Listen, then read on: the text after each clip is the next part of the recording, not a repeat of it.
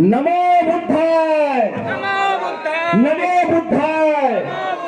बाबा साहब, बाबा साहब, हमारे बीच में आदरणीय विधायक जी का आगमन हो चुका है। हम और अभिनंदन करते हैं, बार बार वंदन करते हैं कि हमारे बीच हमारे अध्यक्ष जी आदरणीय पुष्प और माला से बाबा साहब को नमन करते हुए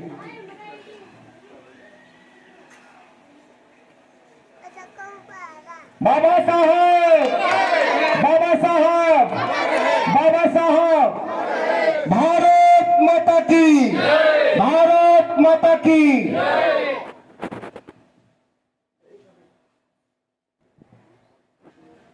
जोरदार तालियों से आप लोग अभिनंदन करेंगे बाबा जी का। जैसा कि हमारे विधायक जी बाबा को पुष्प अर्पित कर रहे हैं और आप लोग जोरदार ताली से स्वागत करेंगे। साथ साथ बूंद बूंद पनिया से विधायक जी बाबा साहब आशीर्वाद प्राप्त कर रहे हैं कि बूंद बूंद पनिया से झलकी जवनिया कि पूरे यूपी में हो रहा नाम आपका। हमारे बाबा साहब का पूरे विश्व में नाम हो रहा है। इसी तरह हमारे बीच में विधायक जी आदरणीय योगेश शुक्ला जी का नाम हो रहा है कि पूरे यूपी में हो रहा नाम आपका। स्वागतम स्वागतम। और हमारे बीच में आदरणीय अजय यादव जी विधायक जी को गुलदस्ता दे करके बाबा साहब के चरणों में आशीर्वाद प्राप्त करेंगे। बाबा साहब, बाबा साहब, जय भीम, जय भीम, नमो बुद्धाय। और हमारे बीच में पूर्व पार्षद प्रत्याशी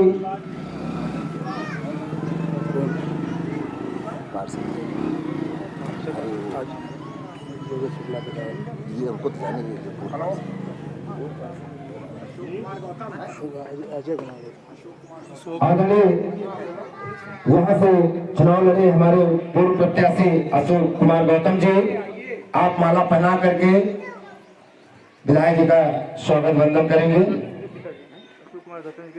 और आप अशोक कुमार गौतम जी के पिताजी हैं।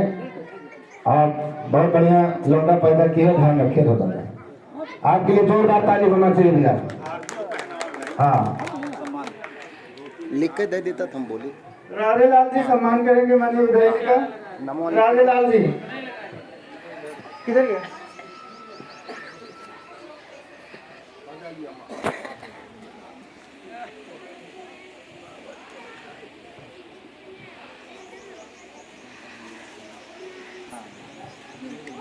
हेलो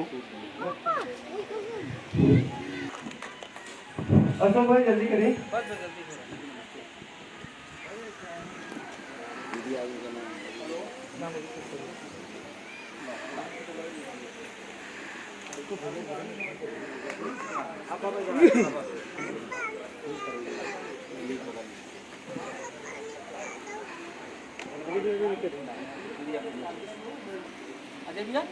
अजय भाई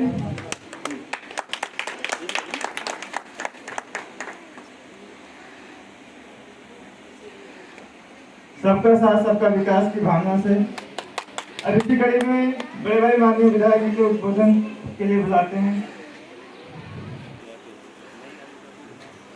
आज के बाबा साहब की जन्म जयंती के अवसर पर आयोजित इस कार्यक्रम में डॉक्टर बाबा भीमराव जन्म उत्सव महासमिति मलेशियम और गोमती नगर की तरफ से आयोजक अशोक कुमार गौतम जी, इस कार्यक्रम में महत्वपूर्ण और सहयोग की भूमिका निभा रहे अजय यादव जी, अनिका जी, विश्वास श्रीवास्तव जी, श्याम उपाध्याय जी, देवेश यादव जी,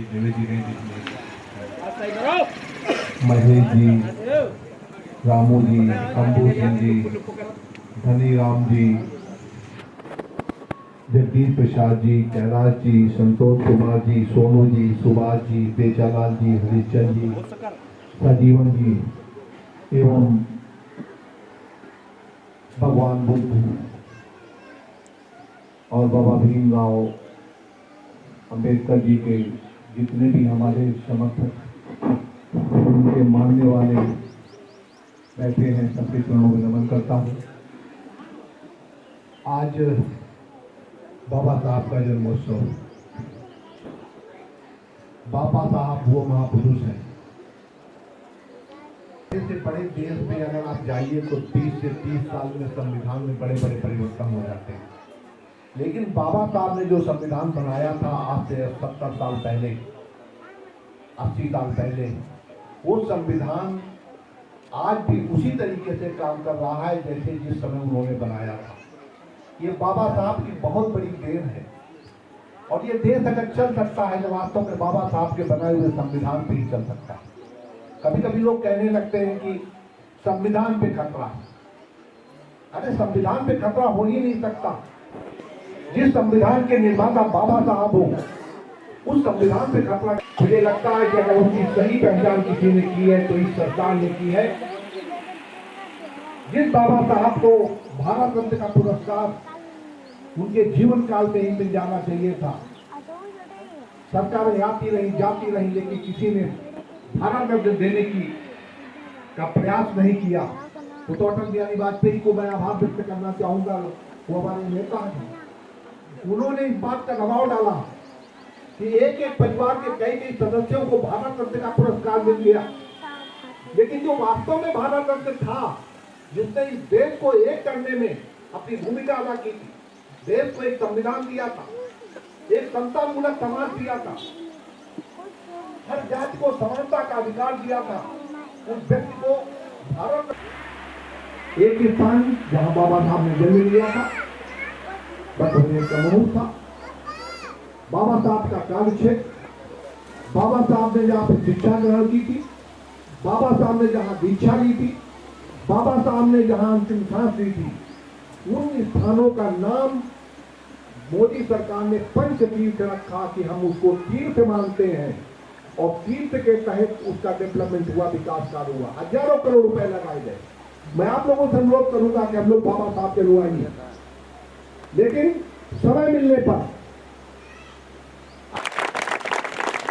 कायाकल्प हो गया। उस बिल्डिंग का मालिक जो था, उस इमारत का जो मालिक था, वो किसी भी सूरत से उस मकान को बेचने के लिए तैयार नहीं था।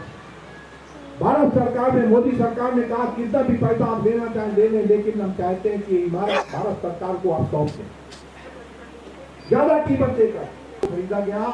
आज वहां पे बाबा साहब के नाम पे एक भवन का निर्माण किया गया है।